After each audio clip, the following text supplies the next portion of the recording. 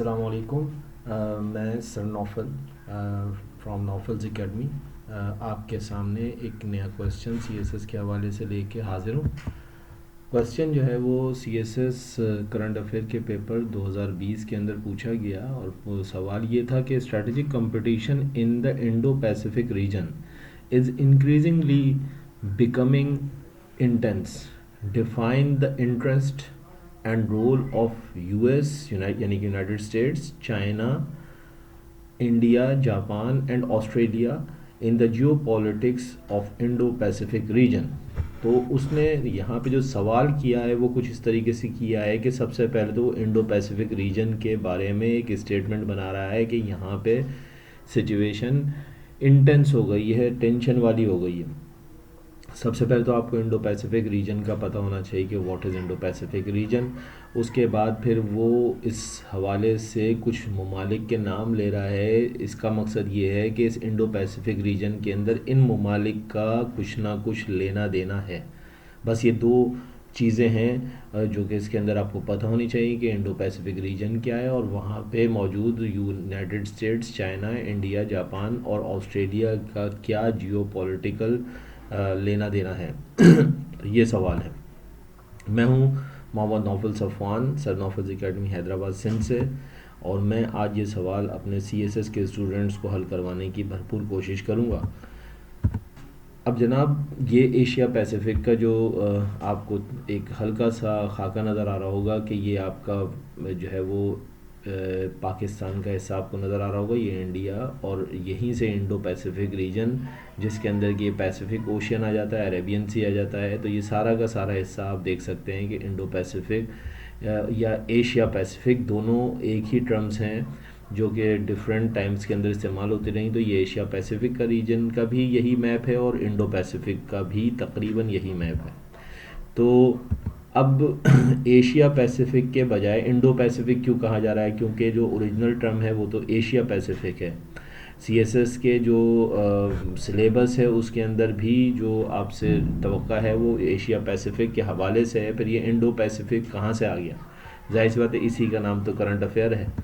तो Asia Pacific और Indo Pacific में फ़र्क क्या है, आज हम इसको भी देखेंगे। तो जनाब बात यह है कि एशिया पैसिफिक के बजाय इंडो पैसिफिक, भला इंडो पैसिफिक है क्या? तो दरअसल इंडो पैसिफिक एक बायो जोग्राफिक टर्म है, ठीक है जी। अब इसके अंदर क्या हो रहा है यहाँ, इंडो पैसिफिक की क्या वजह हुई? एशिया पैसिफिक अच्छा भला नाम था, उसको चेंज इंडो पैसिफिक कर दिया गया। किसने किया, क्यों किया? जनाब आजकल ये जो टर्म बेसिकली इस्तेमाल हो रही है ये अमेरिकन फॉरेन डिपार्टमेंट ने चाइना की अहमियत को कम करने के लिए ईजाद की है और आजकल ज़्यादातर वर्ल्ड लीडर इसी टर्म को इस्तेमाल करते हैं। चाहे वो जापान के सदर शिंजो एब हों, डोनाल्ड ट्रंप हों, फ्रांस के सदर एमानुएल मैक्रोन हो या नरेंद्र मोदी साहब खुद हों, सब के सब जो हैं वो अब इंडो पैसिफिक की टर्म को इस्तेमाल करते हैं। हालांकि असल टर्म एशिया पैसिफिक ही है, क्योंकि एशिया पैसिफिक में तो फिर तुर्की तक के कुछ इलाके भी आ जाते हैं, याद रखिएगा। लेकिन तुर्की की मौजूदगी एशिया में इस वक्त डोनाल्ड ट्रंप की वर्ल्ड पॉलिटिक्स के लिए इतनी कारगर नहीं। और फिर सोने पे सुहागा, एशिया पैसिफिक टर्म इस बात को याद दिलाती है कि चाइना इस इलाके का सबसे बड़ा जायंट इकनॉमी है। तो ये सारी की सारी चीज़ें जो हैं वो आपके सामने हैं। अब जो है वो एशिया पैसिफिक दरअसल एक बात और ये भी याद दिलाती है कि चाइना की इकनॉमी जो है वो इस वक्त जाइंट इकनॉमी है और इसको रद्द करने के लिए अब हर इंटरनेशनल फोरम पर इंडो पैसिफिक की टर्म को इस्तेमाल किया जा रहा है। एशिया पैसिफिक की टर्म इस्तेमाल करने से जो है वो इस बात को तक़वियत मिलती है कि यहाँ पे जाहिर सी बात है कि कुछ बड़े स्टेक होल्डर्स हैं और आप चाइना को इस एशिया के अंदर से रद्द नहीं कर सकते। इसलिए अब एशिया पैसिफिक के बजाय इंडो पैसिफिक का टर्म इस्तेमाल हो रही है, क्योंकि डोनाल्ड ट्रंप ने कहा था जब नया नया इसने इक़्तिदार आज से 3 साल पहले संभाला था, तो उसने उसी वक्त ये अनाउंस कर दिया था कि वो अब एशिया के अंदर इंडिया पे रिलाई करेगा अपने इन्फ्लुएंस को बढ़ाने के लिए, और वो आप देख भी रहे हैं कि किस तरीके से। बहरहाल अमेरिका के लिए साइकोलॉजिकली ये बात ज़्यादा काबिल कबूल है। 2017 से इंडो पैसिफिक स्ट्रेटजी रिपोर्ट भी अमेरिकन डिफेंस डिपार्टमेंट से शाया हो रही है। यानी कि जो स्ट्रेटजिक रिपोर्ट है उसको भी पैसिफिक स्ट्रेटजिक रिपोर्ट के नाम से शाया किया जा रहा है। डिफेंस डिपार्टमेंट जानबूझ के ये लफ्ज़ 2017 से इस्तेमाल कर रहा है, जो कि एशिया पैसिफिक स्ट्रेटजिक रिपोर्ट थी, अब वो इंडो पैसिफिक स्ट्रेटजिक रिपोर्ट के नाम से शाया हो रही है, जो कि इस बात का खुला सबूत है कि अमेरिका इस इलाके को अब एक नया डायमेंशन देना चाहता है। ख़ुद अमेरिका को अगर आप देखें तो वो ये ऐलान कर चुका है कि अब वो इंडिया से स्ट्रेटजिक ताल्लुकात को बढ़ावा देगा और इस खत्ते में अपनी डोमिनेंसी को बढ़ाने के लिए अब वो नए पार्टनर्स भी ढूंढ रहा है, जिसमें रुका इंडिया के नाम का खुला है। और आप देख रहे हैं कि इंडिया में अभी उसने डोनाल्ड ट्रंप ने जो दौरा किया उसमें भी आपने नरेंद्र मोदी और जो है वो डोनाल्ड ट्रंप का यादगार हैंडशेक भी देखा, जिसमें नरेंद्र मोदी का बस नहीं चल रहा कि वो डोनाल्ड ट्रंप की जो है वो हाथ को खींच के अपने घर ले जाए। बहरहाल ये सारी की सारी डिप्लोमेटिक लैंग्वेजेस होती हैं जो कि तस्वीर के ज़रिए से सामने आ जाती हैं। आप देख सकते हैं इंटरनेट पे जाके, मैं यहाँ पे उसको लगा सकता था लेकिन उसमें कुछ कॉपीराइट्स का भी आ जाता है इशू, इस वजह से मैंने उस तस्वीर को इस अपनी प्रेजेंटेशन में इस्तेमाल नहीं किया है। बहरहाल आप जानते हैं कि इंडिया की हालिया फ़ॉरेन पॉलिसी का अहम हिस्सा पाकिस्तान को आइसोलेट करना। ये अब जो इस वक्त जो सवाल का जवाब आ रहा है ना, CSS का जो सवाल है कि कॉम्प्लिकेशंस क्या हैं, तो वहाँ पे आपको वो एनालिटिकल जो वर्जन देखना चाहता है कि आपको क्या ये बात पता है कि नहीं पता। तो याद रखिएगा कि इस वक्त इंडिया की जो हालिया फ़ॉरेन पॉलिसी है उसका एक अहम हिस्सा ये है कि पाकिस्तान को दुनिया में अकेला कर दिया जाए, उसको उसके दोस्तों से जुदा कर दिया जाए। अमेरिका आपको पता है कि कभी भी इंडिया का स्ट्रेटजिक पार्टनर नहीं रहा।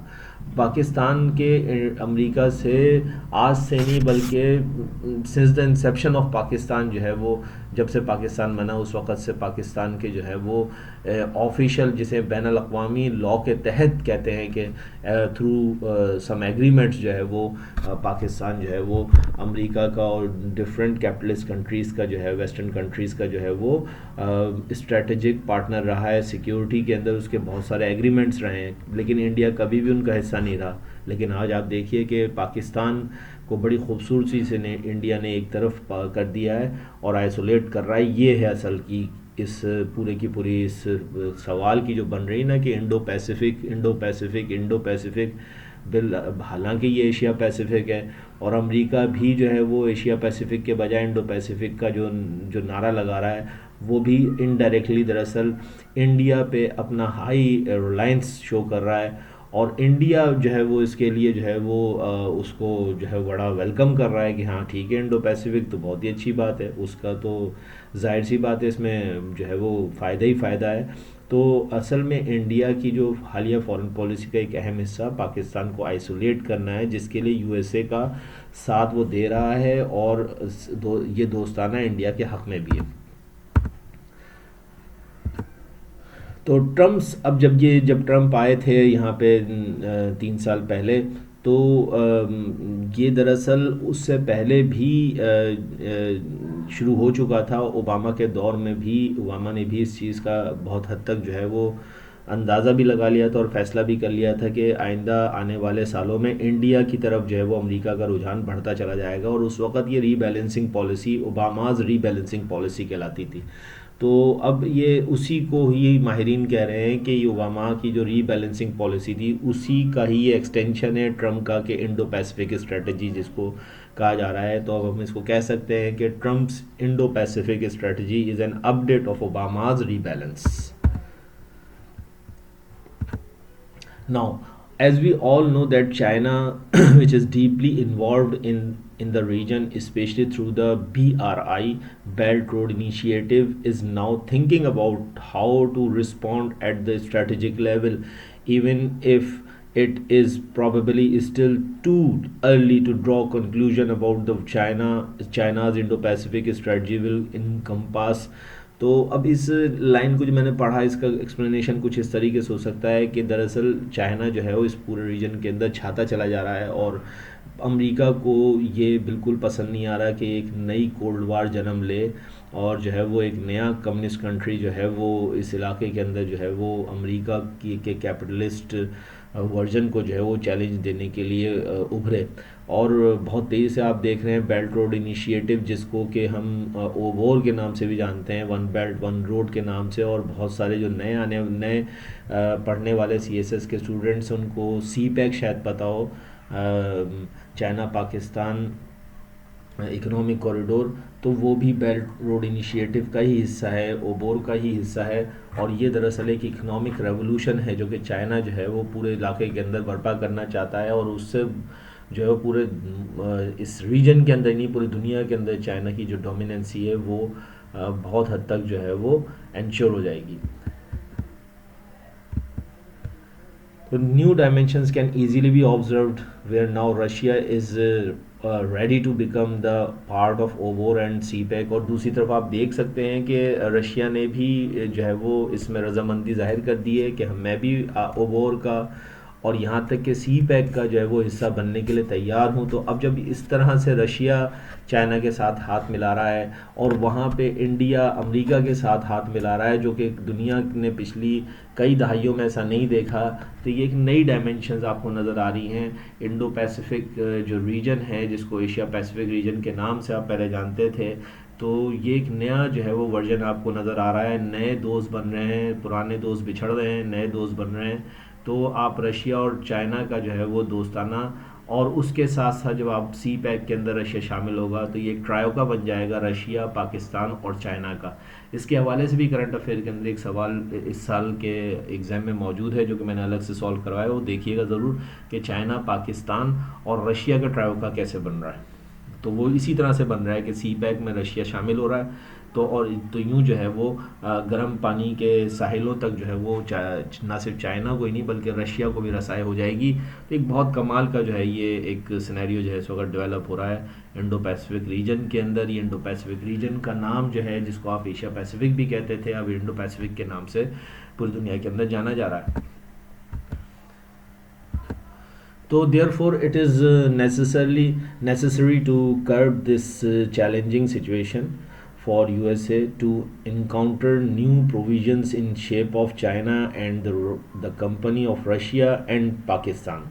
तो जाहिर सी बात है कि अमेरिका साहब किस तरीके से जो है वो इस हवाले से खामोश बैठ सकते हैं। तो वो इस सिचुएशन को कर्ब करने के लिए इनकाउंटर जो है वो अटैक कर रहे हैं, इनकाउंटर पॉलिसी बना रहे हैं, और उसी का ही जो है वो ये हिस्सा है इंडो पैसिफिक स्ट्रेटजी। नए नाम, नए दोस्त, नए पार्टनर्स।